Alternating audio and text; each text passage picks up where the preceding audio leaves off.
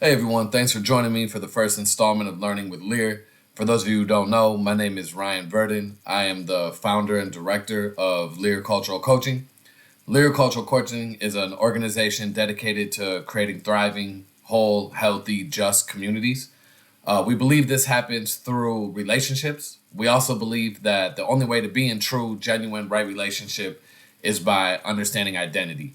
Quite simply, when we understand ourselves, we are better able to relate with and connect to others. Right? And so if you would like to learn more about Lear and the services we offer, please check out the website in the description. Go ahead and like and follow this video. We're going to be putting out weekly videos that talk about the world, that analyze the world for everybody's enjoyment. So again, like, follow, subscribe, all of those things, please.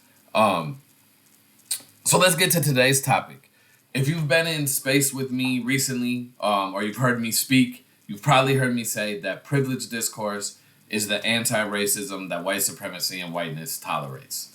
And I often get raised eyebrows and side eyes when I say that. Matter of fact, some of you right now might be looking like, wait, ain't that the same Ryan that would jump on every Facebook thread he could, engage in any sort of debate or discussion to prove that white privilege exists? And the answer is, yep, that is me. And so let me say this from the jump. White privilege is real. Full stop. Okay. It also cannot be the basis for our anti-racism or the struggle for racial justice. More specifically, what I mean is privilege can't be the logic that frames how we view white people's role in the struggle for racial justice. Okay? And so let's talk about where it came from. What do I mean by privileged discourse? What am I talking about? Okay? Privileged discourse is what I believe is what I call the way of thinking about anti-racism that is most prevalent today. It is by no means the only one prevalent today. There's bigots, there's explicit racists, there's white supremacists. We know that. We see the rise in white nationalism. There are folks who will say I don't see color and are subscribing to the colorblind racist model for understanding anti-racism. All of that exists, but privileged discourse is what I believe is the most dominant form of anti-racism, the most prevalent, and I want to talk about that. Okay, it rises as a response to this idea of not seeing color and I don't see color, I just see people approach to racial justice. That stems from Moynihan and his advice to Nixon about benign neglect and just ignore it; it will go away. Okay, so privileged discourse arises in response to that. It says, "Hey, wait, being white matters. Matter of fact, race is real, and being white doesn't only just matter; it's a benefit in our society." So works like Peggy McIntosh's Invisible Knapsack, Tim Wise's White Like Me, they attempt to speak to white people about race by showing us that being white mattered and was elevated.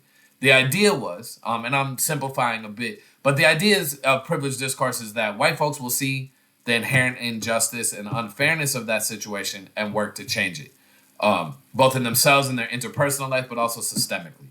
Okay? And I want to be clear, privileged discourse has done tremendous amounts of good. Folks like Tim Wise, Peggy McIntosh, Derek Bell, Cornel West, all of these people did great work, have done great work, and continue to do great work. And I've learned so much from them, continue to learn from them, and I salute them. It also takes a ton of courage and bravery to be able to do that work. Nazis and right wingers are not happy about people pointing out the way that whiteness is elevated in our society, and so salute to all of those folks that are doing that. Nothing but respect, and I hope you take this. I hope you don't take this video personally or this position personally. Still, privileged discourse hasn't done what it needed to do. Right. The reality is, we haven't changed what needs to be changed. White folks didn't hear how unfair it was and band together and work to change systems. They just didn't. There hasn't been enough movement made, right? Disparities in education, health, the wealth gap, all still exist. When Serena Williams has to advocate for her own health, and her own life, that's a problem, right? Police are still killing unarmed black and brown folks. Not enough has changed. Okay, I am from Minneapolis. And I was there after the murder of George Floyd and the uprisings. I was there through the summer of racial reckoning. And I saw this firsthand. Nothing changed. Matter of fact, the Minneapolis Police Department got a raise. And so I had to accept the truth that we're doing it wrong. Something is wrong with how we are talking about anti-racism and racial justice. And I think that stems from how we talk about anti-racism. Privileged discourse does not create the space for white people to truly engage, to truly gain, and be authentic, whole partners in racial justice. As a matter of fact, it oftentimes explicitly states that we are going to lose if we join the struggle for racial justice. But that is not reality. That premise is wrong. Yes, I want to be clear. Yes, there will be things that some white folks will lose and that others will feel like they're losing. But overall, ending white supremacy and whiteness is a positive thing for us.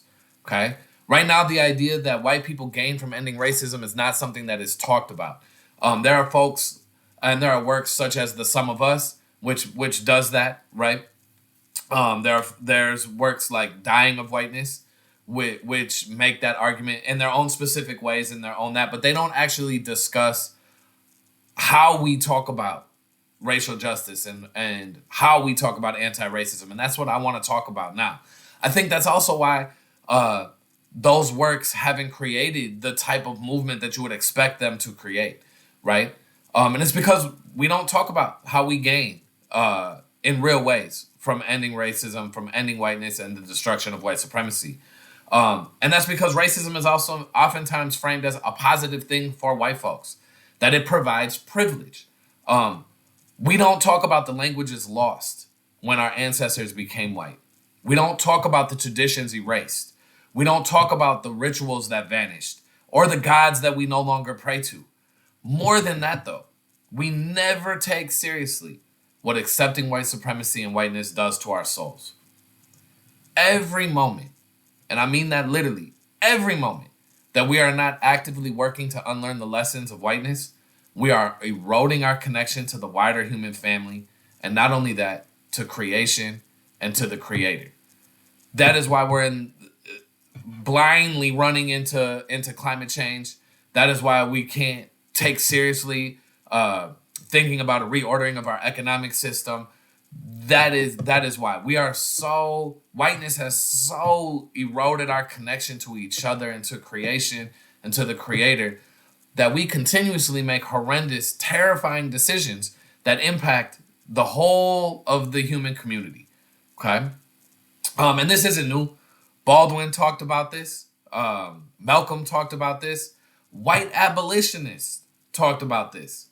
But privileged discourse does not. Privileged discourse creates a dynamic that leaves whiteness largely unexamined, certainly intact. And it means that white folks who want to be anti-racist are less susceptible to things like white guilt, to white saviorism. It leaves those of us with white skin with no alternative for behavior other than whiteness, to understand ourselves, to understand our ancestors and how we move. It leaves no culture. All it leaves is whiteness, right? And therefore it makes white skin and whiteness largely interchangeable, which is a detriment to anti-racism, but that can be another video. And then that feels like, okay, it makes genuine cross-racial relationships feel mythical, right? If you have white skin, you look like me, you must believe these things, you move in this way, and therefore you can't possibly relate to me. And then that leaves true multiracial community feeling impossible. None of this is good for racial justice, right?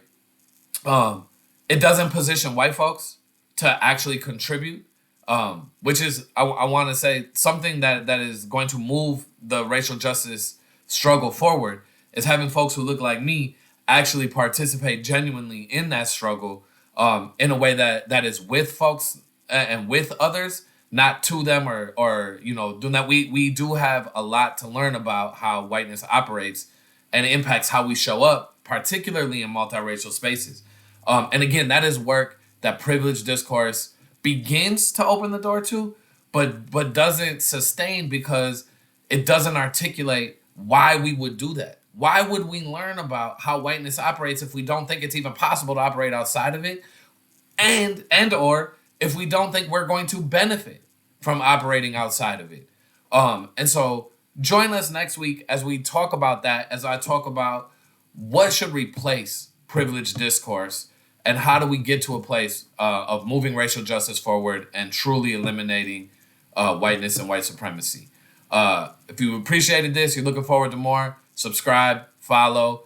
Feel free to check out the website. Thank you for joining me with this first episode of Learning with Lear. Peace, y'all.